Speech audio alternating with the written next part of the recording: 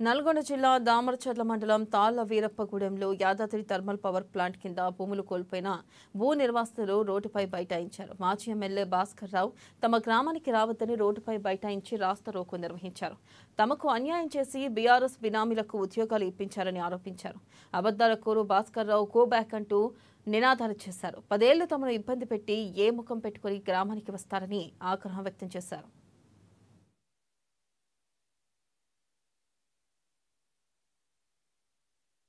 ఉద్యోగ అవకాశాలు రావట్లేదని చెప్పేసి సందర్శనకు వస్తున్నా అని చెప్పేసి సోషల్ మీడియాలో వారి పార్టీకి సంబంధించినటువంటి నాయకులు మరి ప్రచురితం చేయడం జరిగింది. మేము అంటున్నాం, 10 సంవత్సరాల కాలంలో ఈ ప్రాంత ప్రజలు తరపున ఏ రోజైనా సరే గలం ఇప్పినటువంటి దాఖలాలు ఏమైనా ఉన్నాయా?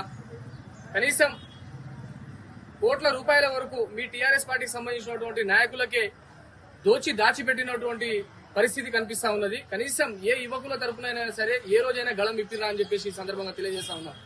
అదే విధంగా భూమి లేనటువంటి వాళ్ళకి మీ పార్టీకి సంబంధించినటువంటి నాయకులకే జాబ్ కార్డులు ఇవ్వడం కానివ్వండి, మిగతా పేర్లను ప్రచురితం చేసి అధికారులందరినీ కూడా మభ్యపెట్టి భయభ్రాంతులు గురి చేసి కోట్లకు కుమ్మెత్తినటువంటి దొంగ భాస్కర్ రావు, నువ్వు ఈ రోజు ఏ ముఖం చూడడానికి అని చెప్పేసి ప్రాంత ప్రజలకు వస్తున్నారని చెప్పేసి ఈ సందర్భంగా తెలియజేస్తా ఉన్నాము. తస్మాత్ జాగ్రత్త. ఈ ప్రాంత ప్రజలను మోసం చేసినటువంటి దొంగ భాస్కర్ రావు నువ్వు ఈ రోజు ఇప్పుడు ఏదో ఉద్యోగాలు పేరిట మేము ఆల్రెడీ 160 ఉద్యోగాలలో 130 నియామక పత్రాలను అందరి పేర్లను ఫిలప్ చేసినాము.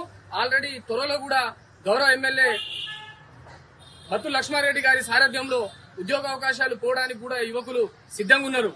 ఫారెస్ట్ పట్టాలకి ఉద్యోగాలు ఇప్పిస్తాము, అదే విధంగా అసెంట్ భూములకు ఉద్యోగాలు ఇప్పిస్తాము అని చెప్పేసి మరోమారు రాజకీయం ఈ స్థానిక ఎన్నికల నేపథ్యంలో మరోమారు నువ్వు ప్రజల దగ్గరికి ఏదో